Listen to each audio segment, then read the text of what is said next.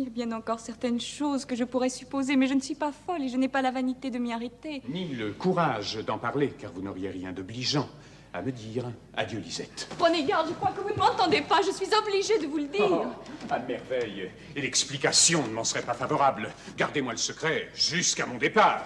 Sérieusement, vous partez? Vous avez bien peur que je ne change d'avis. Que vous êtes aimable d'être si bien en fait. Cela est bien naïf. Adieu. S'il part, je ne l'aime plus, je ne l'épouserai jamais.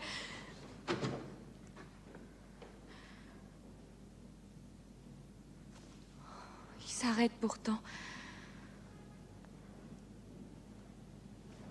Il rêve. Il regarde si je tourne la tête, je ne saurais le rappeler, moi. Il serait pourtant bien singulier qu'il partît après tout ce que j'ai fait.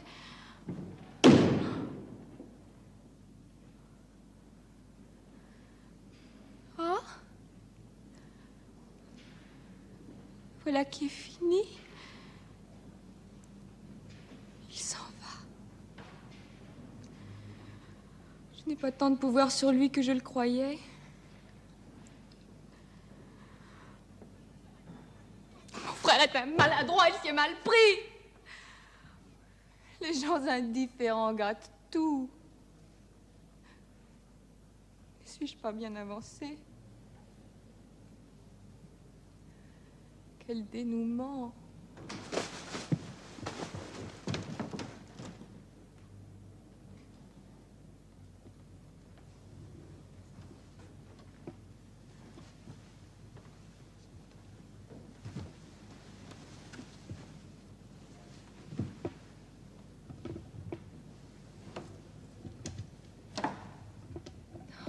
Pareil pourtant. Il me semble qu'il revient, je me dédie donc, je l'aime encore. Feignons de sortir afin qu'il m'arrête. Il faut bien que notre réconciliation lui coûte quelque chose. Restez, je vous prie. J'ai encore quelque chose à vous dire. Moi, monsieur? Oui, j'ai de la peine à partir sans vous avoir convaincu que je n'ai pas tort de le faire. Monsieur, de quelles conséquences a-t-il de vous justifier auprès de moi? Ce n'est pas la peine. Je ne suis qu'une suivante et vous me le faites bien sentir. Moi, Lisette? Est-ce à vous de vous plaindre, vous qui me voyez prendre mon parti sans me rien dire?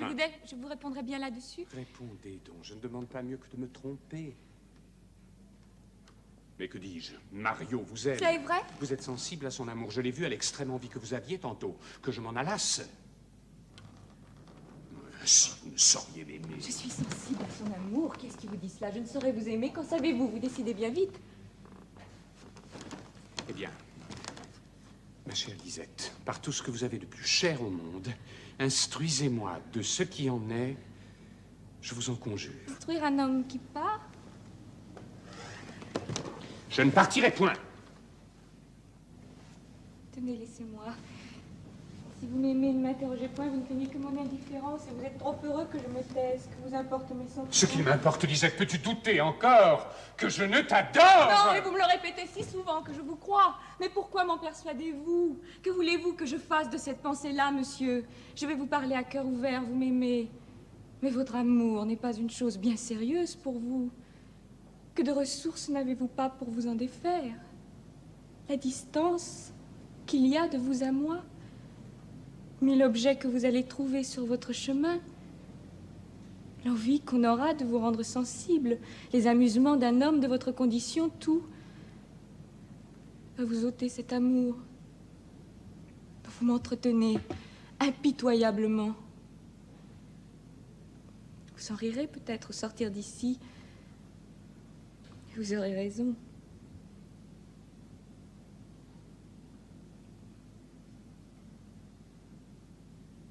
Et moi, monsieur, si je m'en ressouviens, comme j'en ai peur, s'il m'a frappé, quel secours aurais-je contre l'impression qu'il m'aura faite? Qui est-ce qui me dédommagera de votre perte?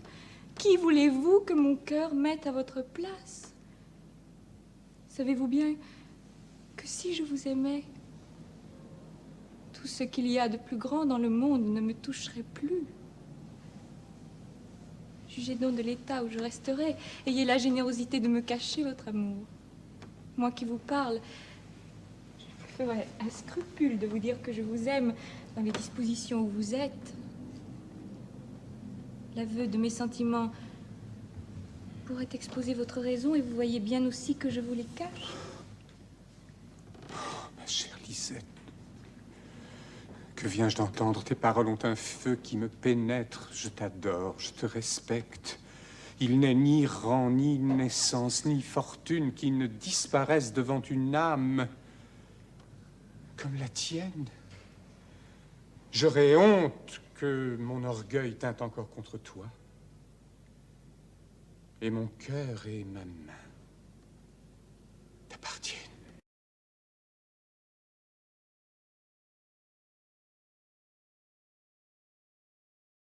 Il y a bien encore certaines choses que je pourrais supposer, mais je ne suis pas folle et je n'ai pas la vanité de m'y arrêter. Ni le courage d'en parler, car vous n'auriez rien d'obligeant à me dire. Adieu, Lisette. Prenez garde, je crois que vous ne m'entendez pas, je suis obligée de vous le dire. À merveille. Et l'explication ne me serait pas favorable. Gardez-moi le secret jusqu'à mon départ. Quoi, sérieusement, vous partez? Vous avez bien peur que je ne change d'avis. Que vous êtes aimable d'être si bien au fait. Cela est bien naïf. Adieu. S'il part, je ne l'aime plus, je ne l'épouserai jamais. Il s'arrête pourtant. Il rêve. Il regarde si je tourne la tête. Je ne saurais le rappeler, moi. Il serait pourtant singulier qu'il partît, après tout ce que j'ai fait.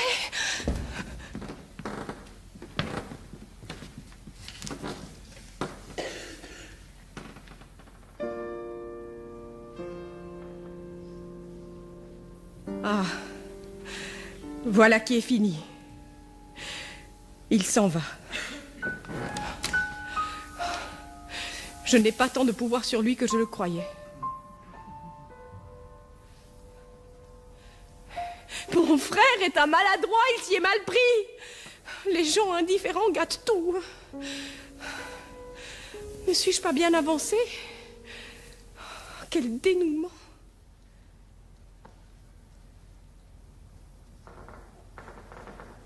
Torrente reparaît pourtant.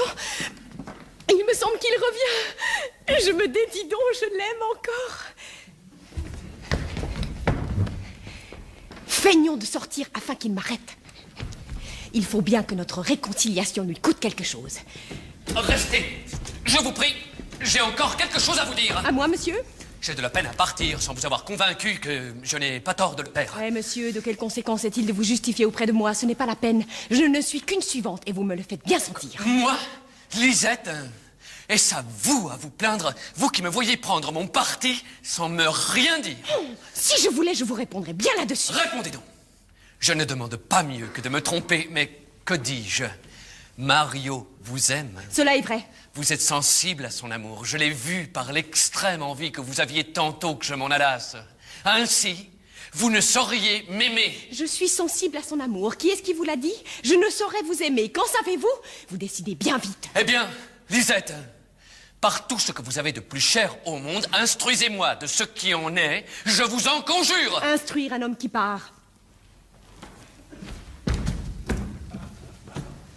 Je ne partirai point. Laissez-moi, tenez, si vous m'aimez, ne m'interrogez point. Vous ne craignez que mon indifférence, et vous êtes trop heureux que je me taise. Que vous importent mes sentiments? Ce qu'il m'importe, Lisette? Peux-tu douter encore que je ne t'adore? Non! Et vous me le répétez si souvent que je vous crois. Mais pourquoi m'en persuadez-vous? Que voulez-vous que je fasse de cette pensée-là, monsieur? Je vais vous parler à cœur ouvert. Vous m'aimez, mais votre amour n'est pas une chose bien sérieuse pour vous. Que de ressources n'avez-vous pas pour vous en défaire?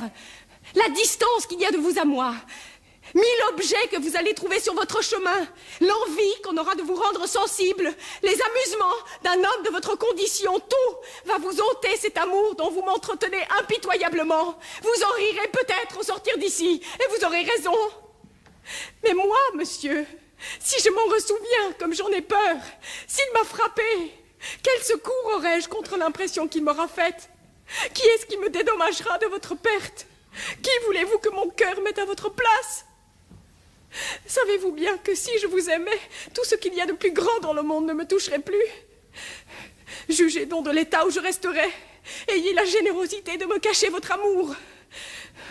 Moi qui vous parle, je me ferai un scrupule de vous dire que je vous aime dans les dispositions où vous êtes. L'aveu de mes sentiments pourrait exposer votre raison. Et vous voyez bien aussi que je vous les cache. Ma chère Lisette, que viens-je d'entendre? Tes paroles ont un feu qui me pénètre. Je t'adore. Je te respecte.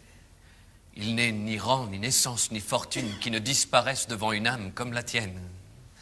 J'aurais honte que mon orgueil t'a encore contre toi et mon cœur et ma main t'appartiennent.